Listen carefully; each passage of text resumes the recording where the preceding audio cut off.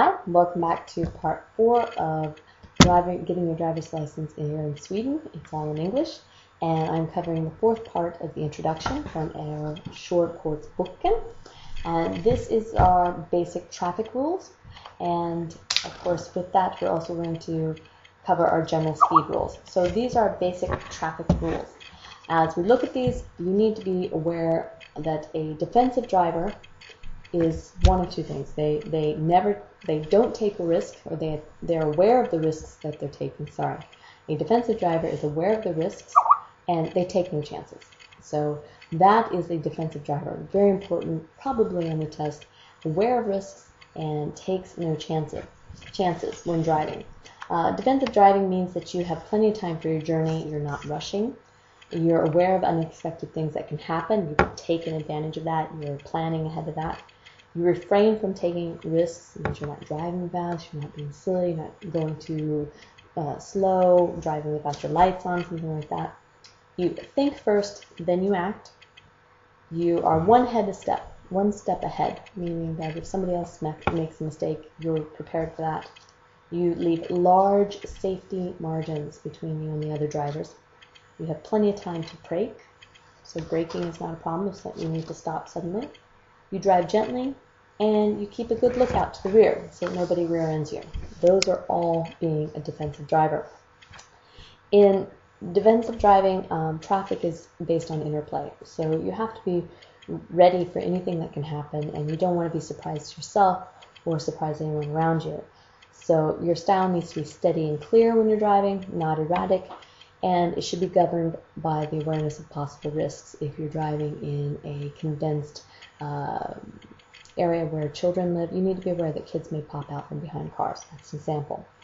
The basic rule when you drive defensively is that you use prudence and caution at all times. You give special consideration to children, the elderly, school crossing patrols, and the disabled. You do not obstruct or disturb others unnecessarily, and you're considerate of residents and others along the roads. So those are the basic rules that you're driving defensively, and you're driving in accordance with the basic traffic rules, and you're taking in prudence and caution at all times. You're aware of children, elderly, school crossing patrols, disabled. You don't obstruct or disturb others unnecessarily, and you're considerate of the residents and others along the roads.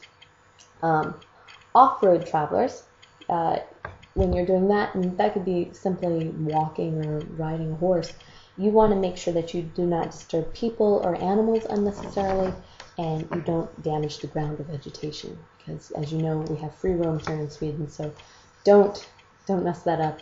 It's all based upon general respect for the environment and the properties around us. When you come across, one of the other things that basic traffic rules is that everything is based upon you have duties, but you have no rights.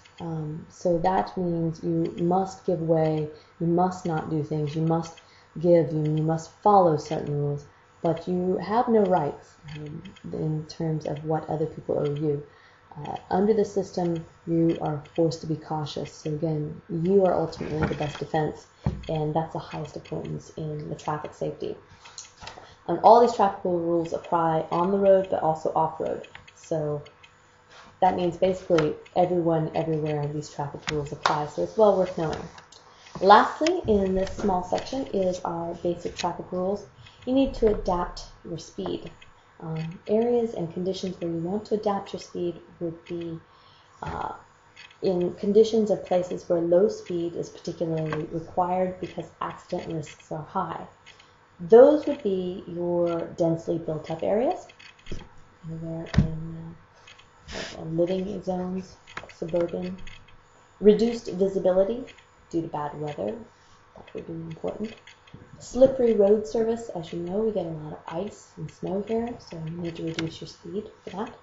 Darkness, half the year is very dark here in Sweden, so adjust your speed accordingly if you can't see. Unprotected road users, these are people walking, your bicyclists, your horses, whatever. Anybody who's unprotected, if they don't have a car around them, you need to adjust your proximity to them. That means the distance between you and them. Move over. Allow them space. Bicycles wobble. Take that into consideration. And anywhere you're on a sharp bend or a turn and the view is blocked, you need to make sure that you are adjusting your speed for that. So adapt your speed, and that's what you need to do. You need to be able to stop within the distance that you can see ahead and before reaching any foreseeable object. That is the basic rule. You need to be able to stop in the space that you can see and be prepared for any unforeseeable obstacle. The condition of your vehicle and how it's loaded, that's important to determine what speed you can maintain. So make sure that you pack your car correctly, because objects hitting you in the back of the head, it's a high danger. And then the overall traffic situation is important for deciding your speed. So always be defensive, always be cautious, slow down when you can and you must. Sufficiently low speeds, again, those are the areas we just covered. They're in densely built up areas, impaired vision, darkness, bad weather, pedestrian crossings, anywhere you have pedestrians, walkers going, you need to be aware. Cross traffic, you need to adjust your speed. On sharp bends, the brow of hills when you're coming over the top, anywhere the view is blocked, anywhere there's a risk of not being able to see when you're driving into the sunrise or sunset, you need to slow down. Slippery road conditions, if you're approaching a tram, a bus, a school bus, you need to let the passengers on and off. Take that into consideration.